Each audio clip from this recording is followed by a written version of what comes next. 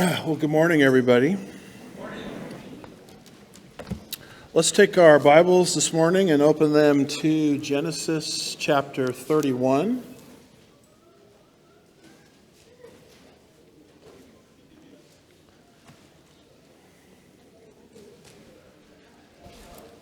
Genesis chapter 31 and verse 1, which means we're not in Genesis 30 anymore. You're supposed to say, boo, we're so sad. But that does mean we've finished 60% of the book of Genesis. You believe that? So if the rapture doesn't happen soon, we'd love to finish the whole book. Amen? The title of our message this morning, and I really didn't plan it this way because I'm not smart enough to do this, but it fits perfectly with what Cody said, and it fits perfectly with the songs this morning. The title of our message this morning, and it must be the Lord because I put this together on a plane ride coming back from Tulsa, Oklahoma, a prophecy conference that I was involved in. The title of our message is God's Faithfulness. And as you're turning to Genesis 31, of course, I want to wish everyone a very happy Memorial Day. Freedom isn't free. Somebody's blood had to be spilled to give us the freedoms that we have. And Memorial Day is a special day where we acknowledge our fallen heroes. And yet there's an ultimate fallen hero who shed his blood for us as well, to give us freedom. His name is Jesus Christ. So that would be our segue into the gospel at the conclusion of this message. God, in the book of Genesis, is raising up a very special nation, the nation of Israel. Israel is a big deal because God has purpose to bless the world through Israel. Jesus will come into the world through Israel. And God is raising up that nation through the various patriarchs. The promises that God gave first came to Abraham and then later to Isaac. And now God is dealing with this man Jacob. Jacob has left the land of Canaan. It's not even called the land of Israel yet, which is that circle on the west close to the Mediterranean Sea, and he has journeyed up north to a place called Haran. It's also called Padan Aram. Another name for it is Syria. And he has fled up into that region because he is being pursued by his murderous brother Esau, who Jacob has cheated in certain ways. And Jacob is up there in Haran probably for about somewhere between 14 to 20 years, which is a long time. There he comes under the authority of Laban. As the story is unfolded, Jacob in the process gets himself 2 wives. I don't recommend that necessarily, but this is how it worked out in Jacob's life. And from those 2 wives and bridesmaids come Jacob's dozen. He now has 11 children. Benjamin hasn't been born yet, and also he has 1 daughter named Dinah. And through all of this, circumstances begin to change. And so we have what becomes Jacob's flight from Haran back to the land of Canaan. So we have Jacob's circumstances, verses 1 through 3, Jacob's discussion with his wives, verses 14 through 16, and then if we have time, I don't think we will, and everybody says, yeah, we know you won't have time. We've been going to this church too long. Verses 17 through 21 will be Jacob's escape from Haran back to Canaan. But let's look at these circumstances here as we see the faithfulness of God in the life of this patriarch Jacob. First of all, there's a change of relationship. You see that in verses 1 and 2. First of all, there's a change as the information is given to Jacob from Laban's sons. Chapter 31, verse 1, it says, "Now Jacob heard the words of Laban's sons, saying, Jacob has taken away all that was our father's. And from what belonged to our father, he has made all this wealth." You remember from the prior chapter that Jacob was going to leave, and Laban said, "Don't, because I know I'm being blessed because you're here. So let's enter into a contractual agreement whereby all of the sort of off-colored, striped, speckled animals that come forth from the flock are yours." And Laban said, "Well, that's great. That's a great deal. That's one-sided. That's going to favor me." Well, God providentially worked, and it ended up favoring Jacob. And Jacob now has become very, very wealthy. Laban was already wealthy, and now Jacob has become wealthy. You know, an interesting thing to think about is the attacks against our life come not so much when things are difficult. Attacks certainly can come at us from Satan then, but when things start to go well. There's basically two tests that we face as Christians. The test of adversity. Can we walk with God in adversity? And then there's another test that I think is more difficult. Can we walk with God in seasons of prosperity? I personally have found the second test much more difficult to pass, because I know that when things seem to be working out well in my life from a human perspective, I don't trust the Lord the way I should. I'm not in my place of prayer before the Lord as consistently as I should. And here is Jacob getting ahead, and here comes the attack. It sometimes takes the form of jealousy. Paul the Apostle, as you study him in the book of Acts, seems to be doing fairly well in his ministry until he is kicked out of synagogues and he begins to reap a great harvest amongst the Gentiles. This happens in city after city after city that Paul went. And you'll watch in almost every single circumstance, it's the jealousy of the unbelieving Jews that forced Paul out of that particular city. So you might be enjoying a season in your life where, you're sort of getting ahead. That's the time to really have your guard up. And this is the sort of thing that's happening here with Jacob. Laban is jealous of Jacob's wealth. Jacob's sons are jealous of Jacob's wealth. And so they say something here that's completely wrong. They say, "Now Jacob heard the words of Laban's sons, saying, Jacob has taken away all that was our father's. And from what belonged to our father, he has made all this wealth." Well, first of all, that's just flatly false.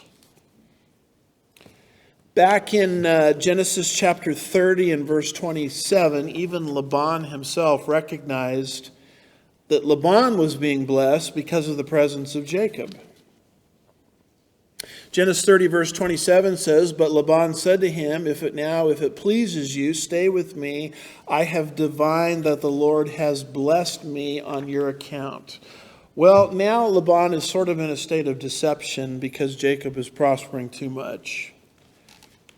So obviously Jacob is getting ahead because he stole the wealth from me, which is something he rejected and articulated completely differently in the prior chapter. That's what jealousy does to people. Jealousy and her twin sister, envy. If we're succumbed by those sinful impulses and emotions, if we're overcome by those, basically what starts to happen is logical, rational thought begins to disappear. That's why there's so much in the Scripture warning us about those heartfelt sins. The last commandment of the 10 Commandments in the Decalogue is thou shalt not covet. Coveting is different than the other of the 10 Commandments. The other of the 10 Commandments we do on the outside. Coveting is something that could take place in my heart without me physically doing anything. Coveting is such where I realize that my heart has committed sins that my hands haven't gotten around to yet. Coveting is desiring what rightfully belongs to somebody else, someone else's status, someone else's career, someone else's reputation, someone else's spouse, whatever the case may be. And I think it's listed last in the 10 Commandments because in ancient Near Eastern lists, like the 10 Commandments, it's usually the first or the last commandment that opens the meaning. And the reason it's listed last is to show us that the 10 Commandments stand in judgment not just on what we do, but the inward motivations of the heart. And if that's the standard, I sure need the grace of God. Amen? And so this is what is happening with Laban and his sons. Of course, what was really happening is God had actually blessed Laban in Haran because of Jacob's presence there, because God, all the way back in Genesis 12, verse 3, in the Abrahamic promises through which the nation of Israel will come, made certain unconditional promises. And in one of those promises, God said, in you, that's Abram, all the families of the earth will be blessed. Jacob's presence in Laban was leading to Laban's prosperity because of Genesis 12, verse 3. Laban apparently had recognized that earlier. That's why he's trying to get Jacob to stay. But jealousy and her twin sister envy have sort of taken root to the point where now Laban is not thinking logically. He's not thinking rationally. And he thinks Jacob is becoming wealthy because he did something deceitful, which, as we have studied carefully, Jacob has not done. So there is a change of relationship, and Jacob hears it first from Laban's sons. And then as you go down to verse 2, there's a change of relationship with Laban himself. Notice verse 2. Jacob saw the attitude of Laban, and behold, it was not friendly toward him as formerly. One of the things that's difficult about living in this fallen world is relationships change. People change. People can treat you one way in one season of life, and their heart changes for some reason. And in another season of life, they treat you completely differently than the way they used to treat you. And it's so rewarding in that type of environment to have a God who says in Malachi 3 verse 6, I change not. He is the same yesterday, today, and forever. People's attitudes towards us can change. People's thoughts towards us can change. Relationships can change. But God never changes. And how important it is for us to have our lives rooted and grounded in a God that doesn't change. Everything has changed here for Jacob because Laban's attitude towards him has changed. The same exact thing will happen with Joseph. Joseph will become very prominent in Egypt, but when we get to the book of Exodus, if we ever get there, Exodus chapter 1 will say, now a king arose over Egypt who did not know Joseph. Now in this case, it's a different king, and he didn't know Joseph, and he had a completely different attitude toward Joseph that the prior Pharaoh did not have, and so this is what led to the enslavement. Sometimes you can be on a job and personnel changes, your manager changes, and everything's different. Sometimes you could have the exact same manager, the exact same supervisor, the exact same boss, and things change. And yet, as you study the Bible, you learn that the greatest of the greats walked through this. And there's a blueprint for us to follow. We follow God, who does not change. And I can find my security in Him. And concerning his circumstances, not only has there been a change of relationship, but now there is a divine revelation coming from God to Jacob concerning a change of venue, a change of location. And you see that divine revelation given there in verse 3. You've got a command, and then you've got a promise. Notice the command, verse 3. Then the Lord said to Jacob, return to the land of your fathers and to your relatives, and I will be with you. First of all, notice this expression here. Verse 3, then the Lord said to Jacob. Now, God has appeared to Jacob once before, 20 years ago. And now he is appearing to him again, 20 years later, second time around. And you might be thinking to yourself, boy, I wish I lived in patriarchal times. I wish I could hear the voice of God like that. I wish I could see a vision. Are you kidding me? Do you realize how privileged we are having this book, a completed canon? I mean, Jacob couldn't look up the will of God in the book of Daniel or the book of Revelation or the book of Romans. And here we are sitting on top of this magnificent book, a completed canon of Scripture, 66 books that promise to equip us for all matters in faith and practice. If you want God to speak to you, get into this book. Get into environments where this book is being taught. Yeah, but Pastor, I want to hear an audible voice. Okay, well, read the Bible out loud. It's a wonderful thing to hear the audible voice of the Lord. And so what does the audible voice of the Lord say to Jacob? It says, verse 3, then the Lord said to Jacob, return to the land of your fathers and to your relatives. In other words, leave Haran up north, and you need to journey back to Canaan, the land of your fathers. Now, Canaan hasn't even been renamed yet Israel. In fact, the name Israel hasn't even shown up yet in the book of Genesis. But you'll notice that that land, which is one of the most disputed territories today in the world, according to God, as given in the Abrahamic covenant, belongs to the physical descendants of Abraham, Isaac, and Jacob. He says here, return to the land of your fathers. He doesn't say, return to the land of the Canaanites. Return to your land. It's the land of your fathers. It's the only piece of real estate on planet Earth that God has bequeathed in the Abrahamic covenant, and you'll see this in Genesis 15, verses 18 through 21, to a specific group of people. The physical descendants of Abraham, Isaac, and Jacob. The prophet Ezekiel, much later on in biblical history, will give the following prophecy.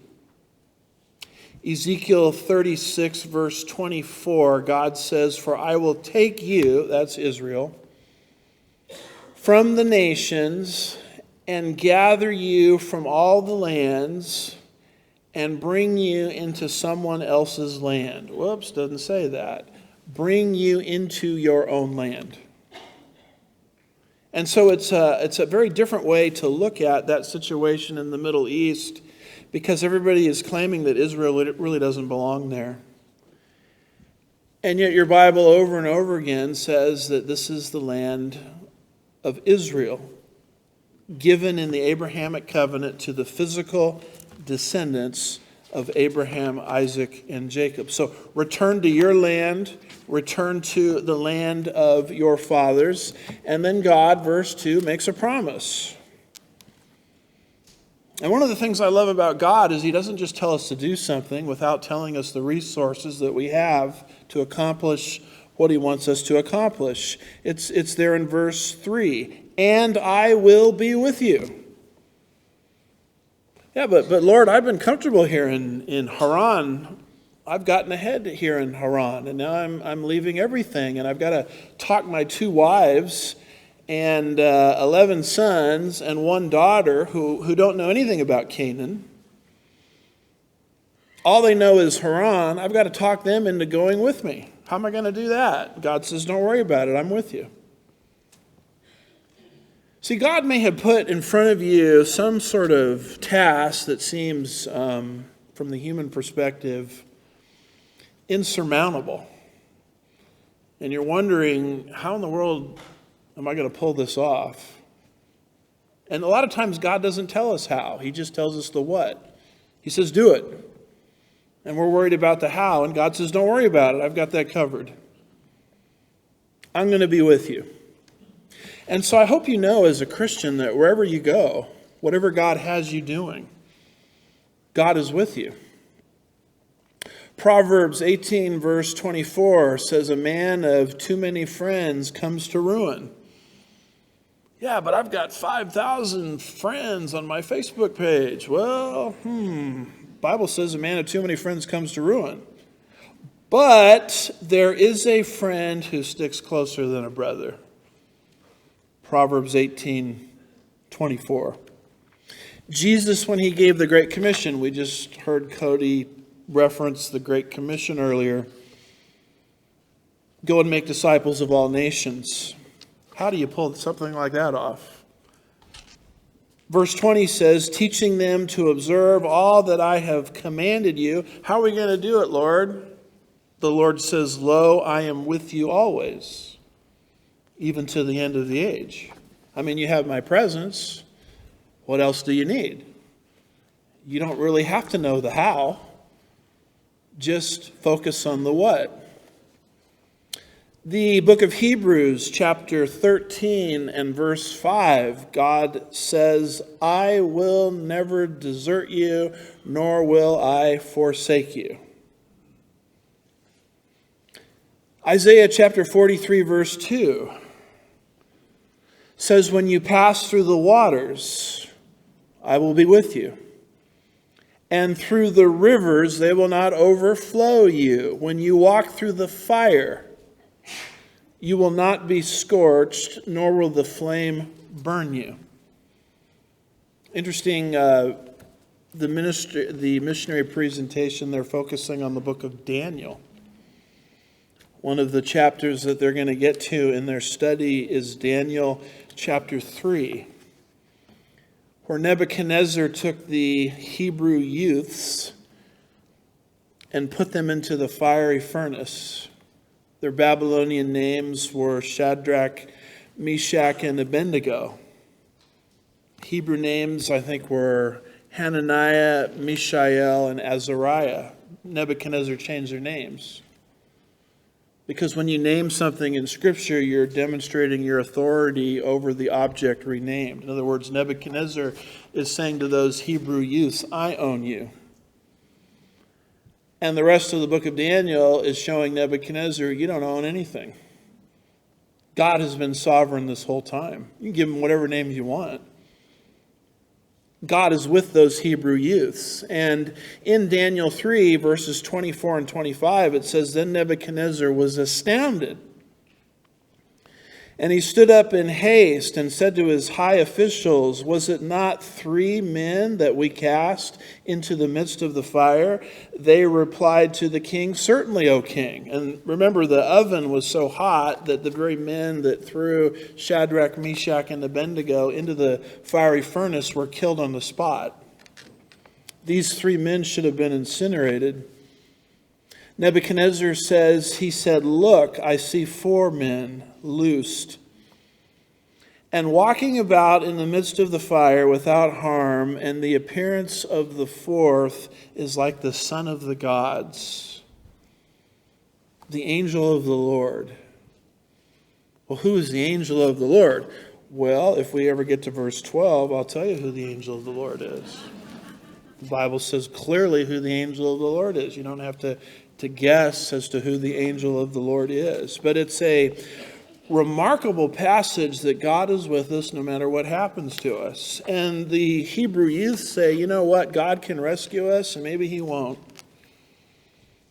So there's no guarantee that we're going to survive the fire, but I do know this, God is going to be with us in that fire. In this case, they were miraculously spared. The presence of the Lord. Jesus said this in the upper room, John 14, 16 and 17, concerning the ministry of the Holy Spirit.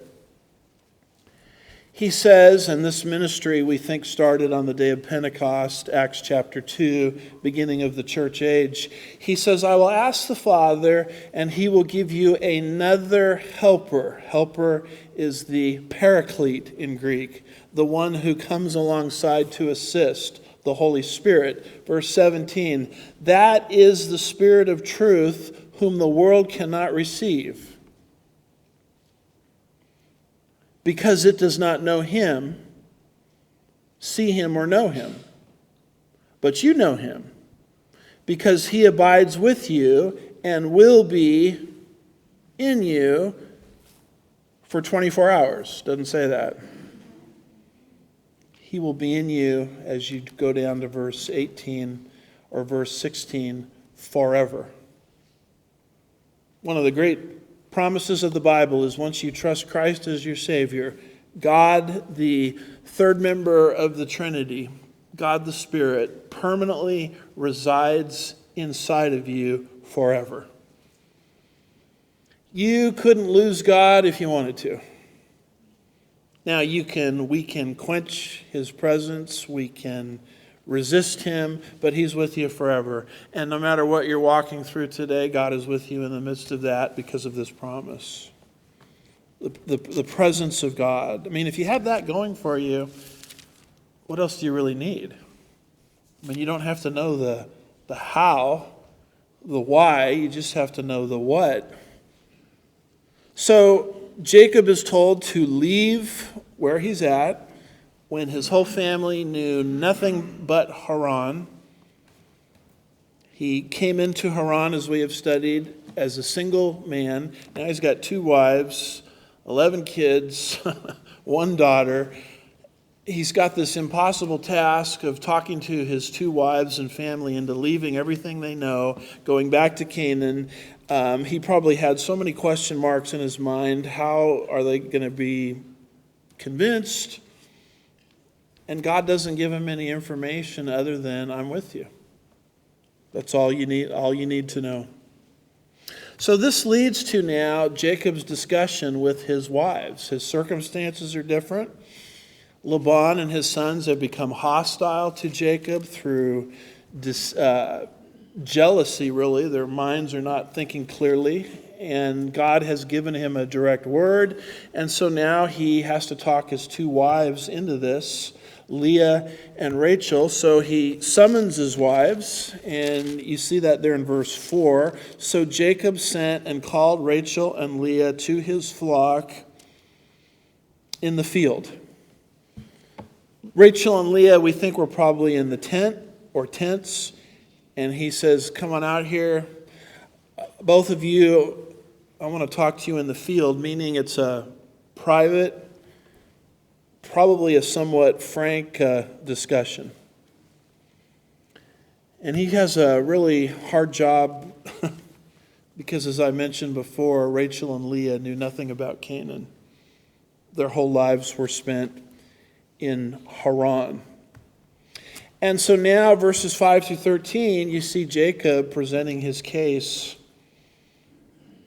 to his family, starting with his 2 wives.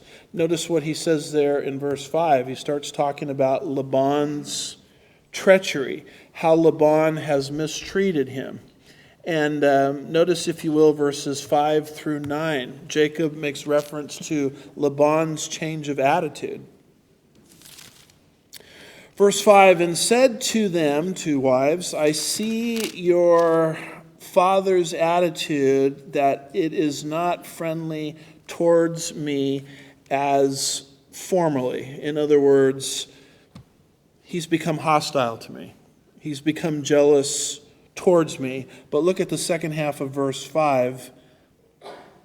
But the God of my father has been with me. It really doesn't matter at the end of the day how people treat you if God is with you. Because if God is with you, he's going to make the situation right in his way and his timing and in his providence. And so we have to learn as Christians to keep entrusting our circumstances to God. That's what Jesus did, by the way, as he was hanging on the cross. 1 Peter, I believe it's chapter 2, talks about it. How he was hanging on the cross in the midst of total unfair treatment. You know, if we think we've been treated unfairly, look at what they did to Jesus. And what 1 Peter says is he kept entrusting himself over and over again. An active verb. He kept entrusting himself. He kept entrusting his circumstances to a faithful creator. These people that are abusing me are not faithful, but God is. And I'm going to keep entrusting over and over again my circumstances to God the Father, a faithful creator. That's how we function in the midst of unfair treatment. Laban's attitude towards me is different, but you know what? At the end of the day, the God of my father has been with me. In this talk to his wives, he makes reference to the fact of his diligence. I mean, Jacob has been diligent in the midst of unfair treatment, and you see that there in verse 6 as he's speaking to his wives. You know that I have served your father, that would be Laban, with all my strength. You know, it's one thing being faithful to God when you're dealing with people that are treating you fairly. It's a completely different matter when you remain faithful to God in the midst of unfair treatment. 1 Peter chapter 4 and verse 15 talks about suffering. But it says, when you suffer, 1 Peter 4 verse 15, make sure that none of you suffers as a murderer or a thief or an evildoer, or a troublesome meddler. In other words, suffering as a Christian is normal, but some of the times we can bring suffering on ourselves through bad choices. I mean, if we're suffering as Christians, let it not be because of sinful decisions on our part. Let it be because we're faithful to God in the midst of totally unfair circumstances. And that was Jacob. Wasn't being treated right. Wasn't being treated fairly. The deal that he entered into was designed to advance Laban and subtract from Jacob. But God kept intervening, as we're going to see. And Jacob continued to prosper. And there is Jacob just hanging in there this whole time. Faithful to the calling of God, really doing menial work in the midst of unfair circumstances.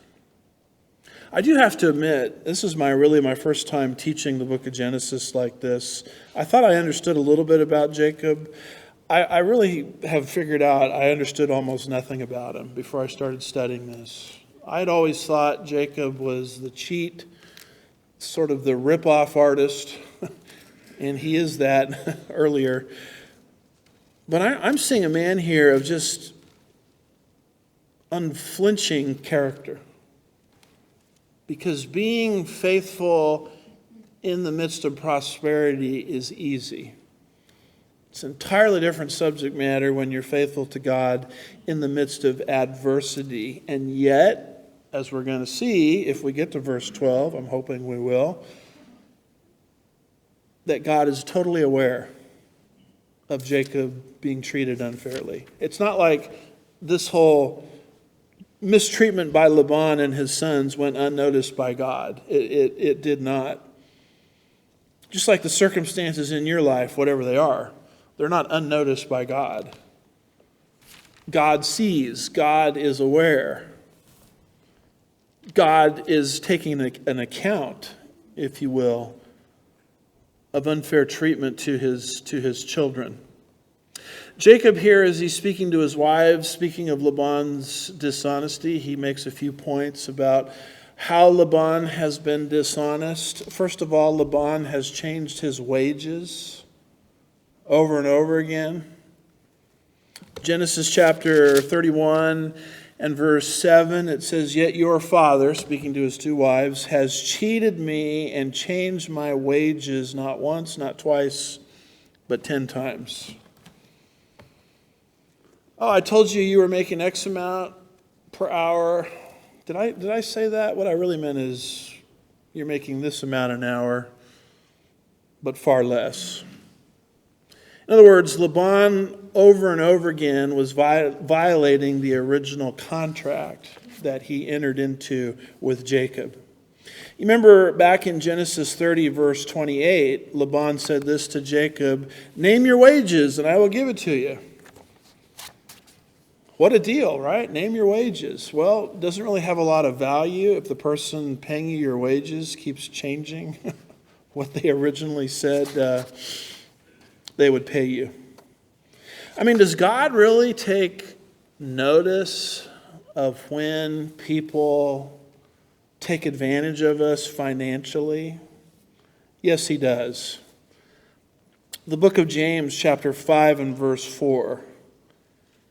James, the Lord's half-brother, writes, "Behold the pay of the laborers who mowed your fields," speaking to the rich oppressors. "Behold the pay of the laborers who mowed your fields, and which have been withheld by you, cries out against me." You rich people, you people that have become wealthy through oppression, you promised a certain wage and you haven't paid. I mean, they did work for you, but you come up with some excuse as to why they can't be paid. God says, I take notice of that. In fact, the very act itself is crying out against you wealthy people.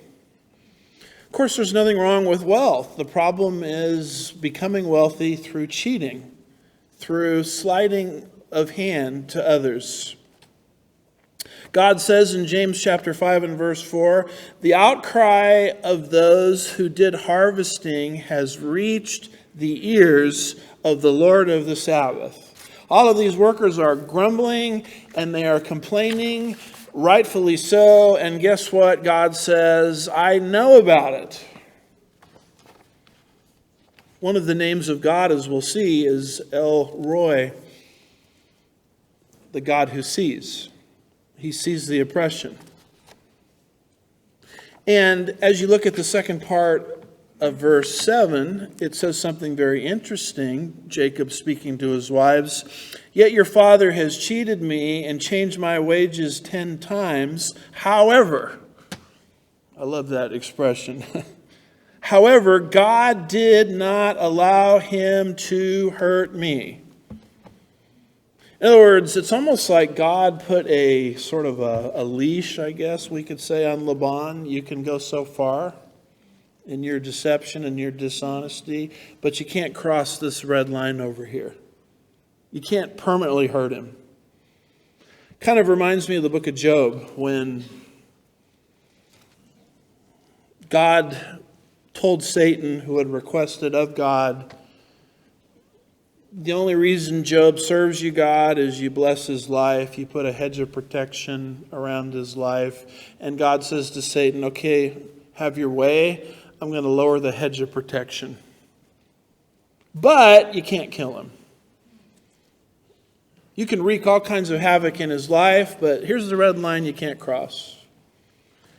I kind of get that idea there when I look at the second part of verse 7. Laban was doing all kinds of things to Jacob, and yet he could only go so far.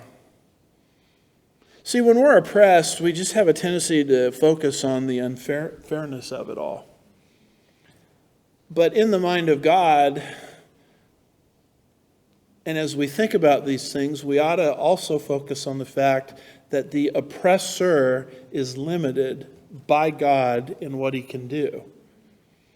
And God has allowed the oppression into our lives because apparently he has some greater purpose other than our immediate comfort. I hope we're to the point as Christians where we understand that. There are a lot of things that God wants to achieve in our lives that take a greater priority than our immediate comfort level. All kinds of things God is doing. One of the things God is doing here in Jacob's life is he's trying to get him out of Haran and back into Canaan, and it's hard to do that if everything is hunky-dory in Haran. So there is obviously through this oppression, there was some greater purpose at work that Jacob, until he received this divine revelation that you're leaving Haran and you're going back to Canaan, probably didn't know anything about.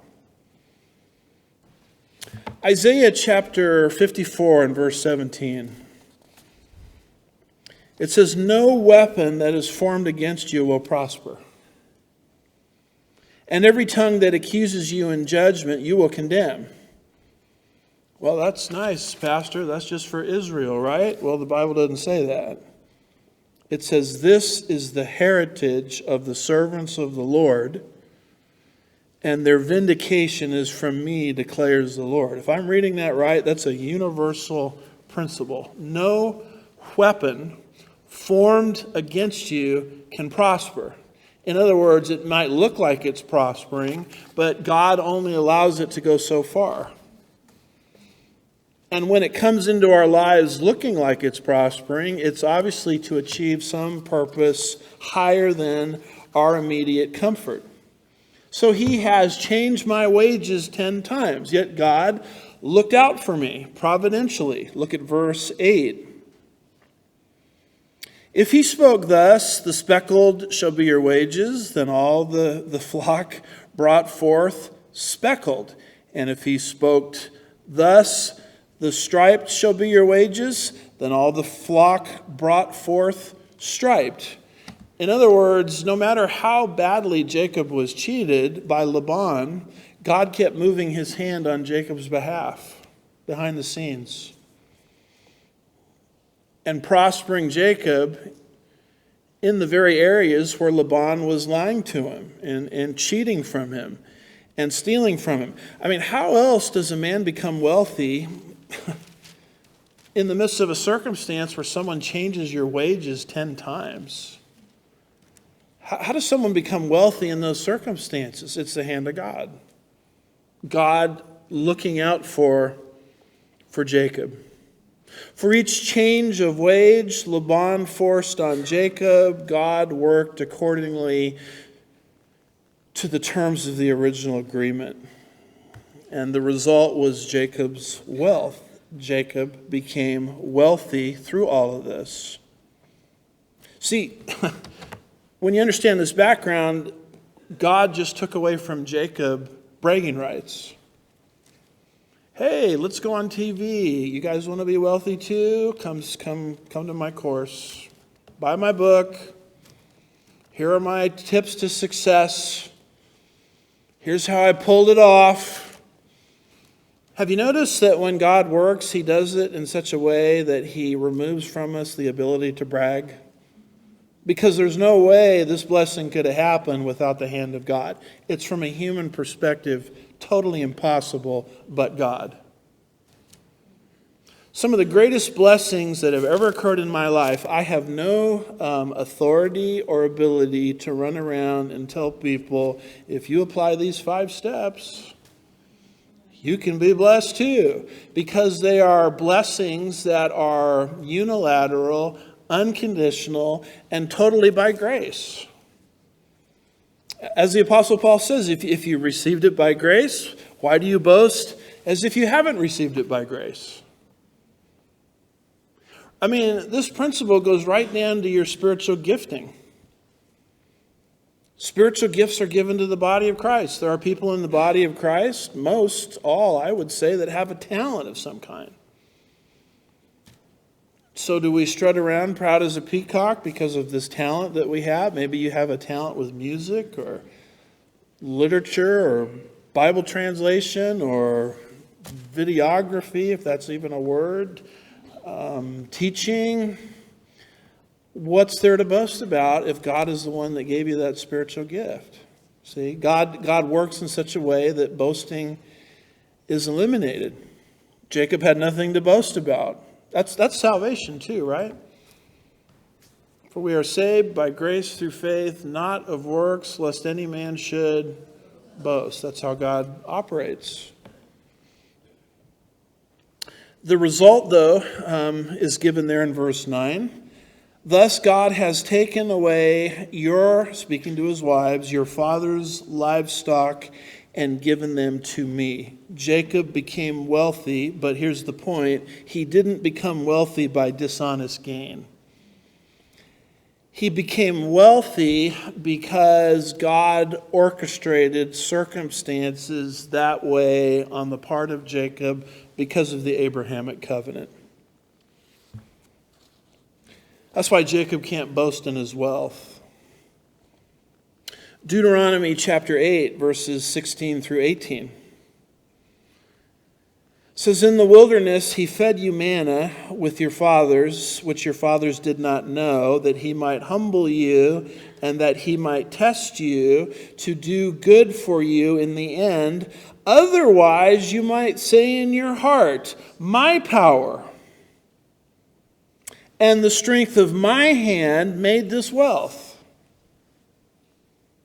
But you shall remember that the Lord your God, for it is he who is giving you the power to make wealth, that he may confirm his covenant. That's what's happening here in Genesis 31. That he may confirm his covenant, which he swore to your fathers, Abraham, Isaac, as it is this day. Look, you're going to go into the land of Canaan, and you're going to become phenomenally wealthy. And as your wealth accumulates every day of your life, you got to say to yourself, it is not my strength and my power that gave me this wealth. It's the covenantal promise of God. Because if you ever get to a point where you think it's you doing it, as the Bible says to the children of Israel, the land is going to vomit you out.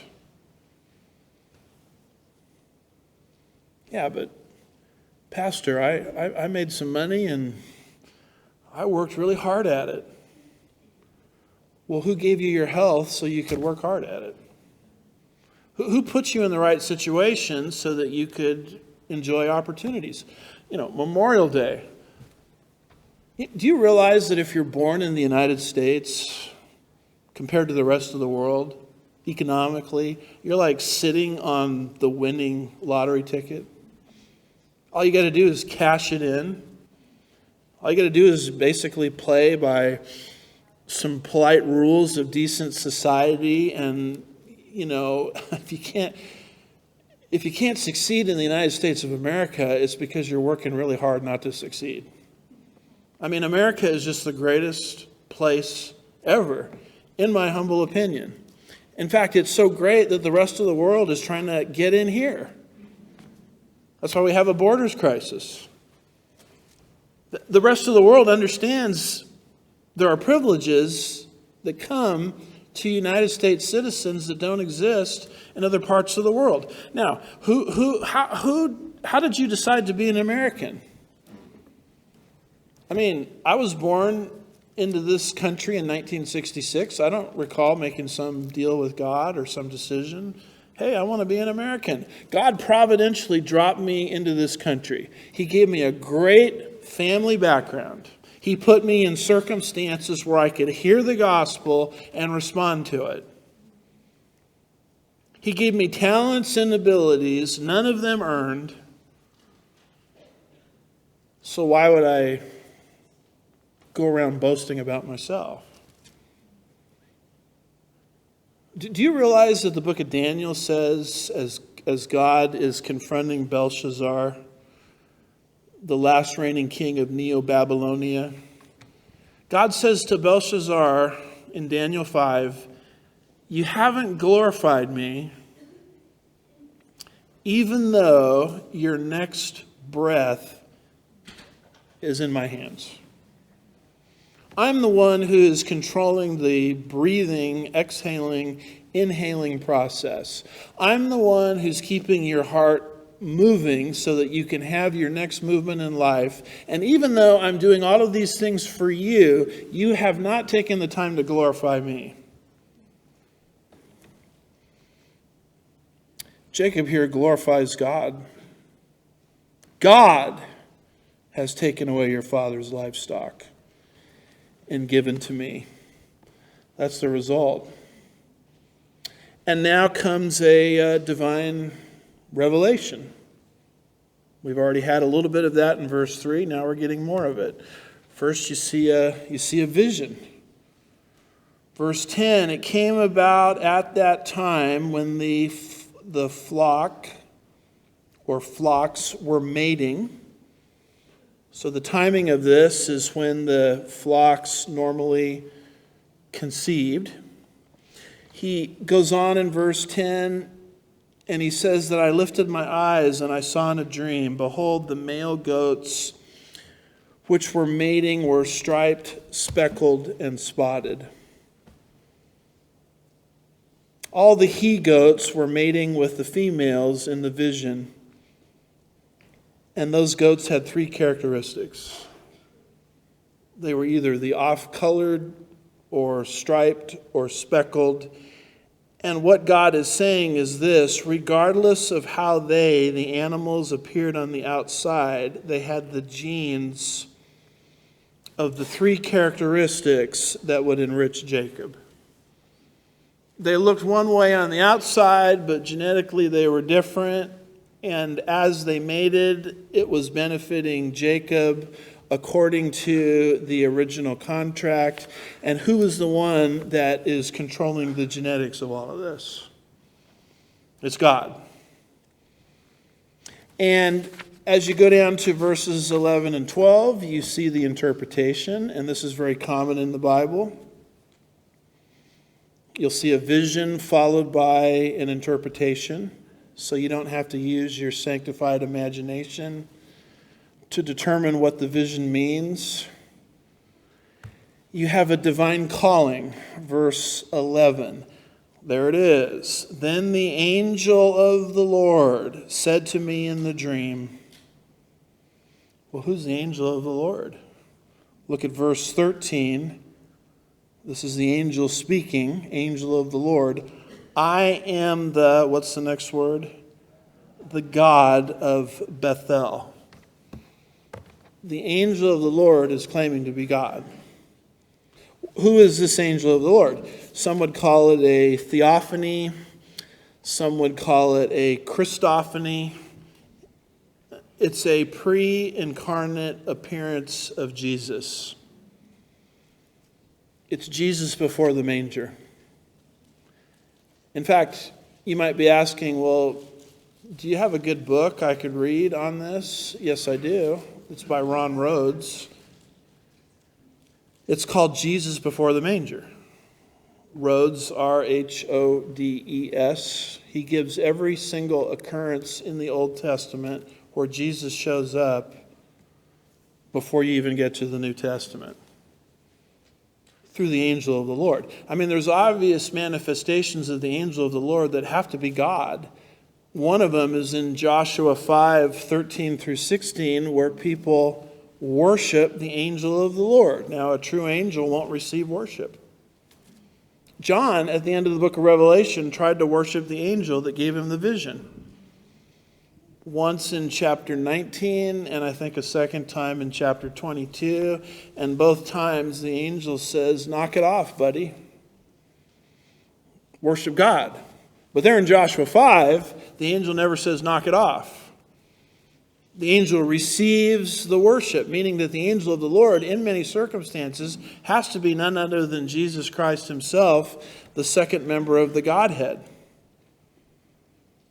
Then the angel of the Lord said to me in the dream, Jacob? And I said, here I am. So he calls out to Jacob. Jacob answers, and now you have the interpretation given in verse 12. He said, "Lift up your eyes and see all the male goats which are mating are striped, speckled, and mottled." In other words, I have organized things where, although from the human perspective, it looks like you're on the losing side, you're actually on the winning side. My sovereignty has done that. And that's a wonderful thing about walking with the Lord, is you think you're losing. But in reality, you're winning because God is with you. And even when it looks like you're losing, you're actually winning. Because God is using, James 1, 2 through 4, trials and tribulations to bring us to the next level of spiritual maturity. I mean, there's a reason that we're called, Romans 8, victors in Christ, overcomers. Do you realize that in Romans 8, you're not even called an overcomer? The Greek is a super overcomer. Nikao, where you get the word overcomer, that's where we get the word Nike, the shoe company. And I always laced up those thinking I was going to jump like Michael Jordan. Because I wasn't wearing Air Jordans. It didn't work out in my case. But that's where Nike comes from. Victor. You're not just a victor in Jesus. You're a super victor. An uber victor. A super overcomer. And then you look at the last part of verse 12. Now watch this very carefully. God says, "For I have seen all that Laban is doing to you and has done to you." One of the names of God is El Roi, the God who sees. And as we're moving through the book of Genesis, you have to pay attention to God's titles. Genesis 1, he's called Elohim, the creator, referring to his power. Genesis 2, he's called Yahweh, which is speaking of his relational quality, which would make sense in Genesis 2, which is speaking of God's relationship to man in the garden. Genesis 22, he's called Jehovah Jireh, the God who provides. Remember the ram caught in the thicket? God shall provide himself a sacrifice. Genesis 21:33, he's called El Olam, meaning the everlasting God. There never was a time in which he was not. And in other passages, he's called El Roi. You are the God who sees. God saw what was happening to Jacob. Deuteronomy chapter 25 and verse 14 says God sees the laborer being abused by the oppressor. He says, "You shall give him his wages," speaking to the employer in relation to the laborer. "You shall give him his wages on this day before the sun sets, for he is poor and sets his heart on it, so that he," that's the laborer, "will not cry against you to the Lord, and it becomes a sin to you." You better not, Israelis. Christians, you better not abuse people that are under your authority. You better not change their wages 10 times. You better not say, "I'm going to pay you," and then not pay if you have the means to pay, because that laborer might cry out to the Lord. And if that laborer cries out to the Lord, God says, "I'm going to move. I'm going to act because I see what is happening." It's kind of interesting, and I'll finish with this. We're not going to make it quite through verse 13. Just through verse 12. But it is kind of interesting how God treated Laban differently depending on how Laban was treating Jacob. Genesis 12 verse 3 says, I will bless those who bless you.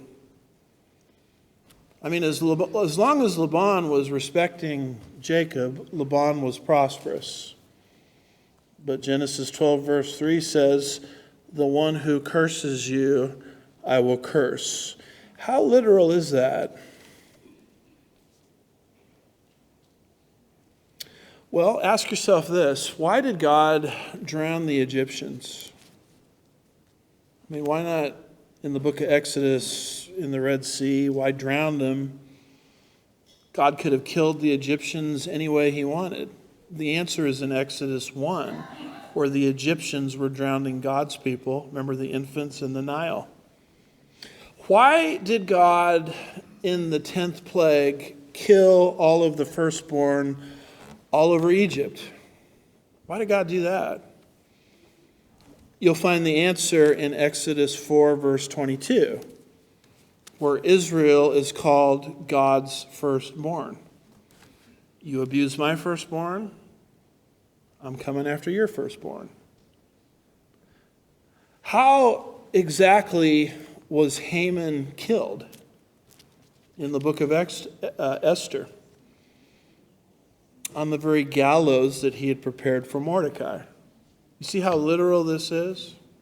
Why is it that Laban is materially blessed earlier on in this historical account? Because Laban was a blessing to Jacob. Why is it now that Laban feels that everything's been stolen from him? Because he was stealing from Jacob. The truth of the matter is this Genesis 12 verse 3 stuff, this in-kind principle that God established in the Abrahamic covenant is very, very serious. I do not see a statute of limitations on this. Because a lot of people say, just Old Testament stuff, who cares? This is a universal principle.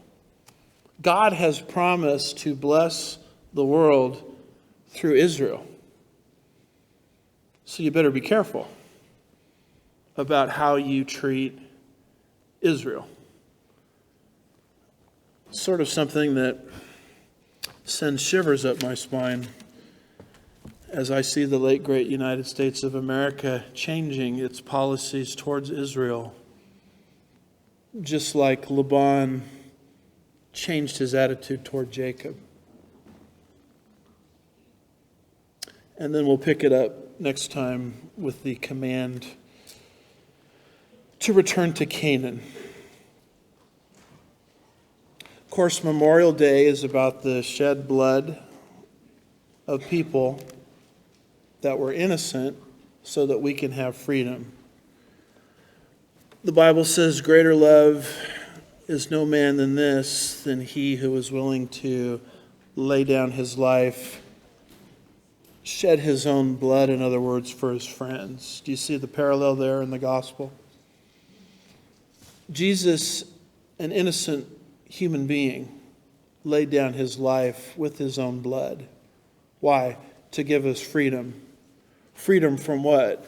The tyranny of sin, the oppression of sin. The truth of the matter is every single human being born into this world is born into this world with the judgment of God hanging over their head. Jesus came into the world to fix that problem, to shed his blood for us so that we could be free from sin's tyranny and yoke and the final destination that sin would take us to. It's a problem that we have that we can't fix. But Jesus stepped out of eternity into time to fix the problem, which he did. Because his final words on the cross were, "It is finished." And what he asks us to do to receive this is to receive it as a gift. If you're trying to earn it, you can't have it. You receive it as a gift or you can't have it. It's the greatest thing you could ever have, by the way. But you can't earn it. That's God's condition. Because if you earned it, you'd get to brag about it. And God has orchestrated things where No one gets the glory but him. And you receive a gift from the Lord by believing, Romans 4 and 5, in the one that he has sent. And so on this Memorial Day Sunday, I would just encourage everyone within the sound of my voice, listening online, listening or watching in the building, watching or listening archives after the fact, to put their trust not in their own good works, but in the good work Jesus did for them 2,000 years ago. It's not something you have to walk an aisle to receive, raise a hand to receive, join a church to receive, give money to receive. It's a matter of privacy between you and the Lord, where the Lord places you under conviction. And you respond to it by receiving by faith, which means trust in the gift that he has given. If it's something that you need more explanation on, I'm available after the service to talk. Shall we pray? Father, we're grateful for this wonderful Sunday, the shed blood that was spilled to give us freedom.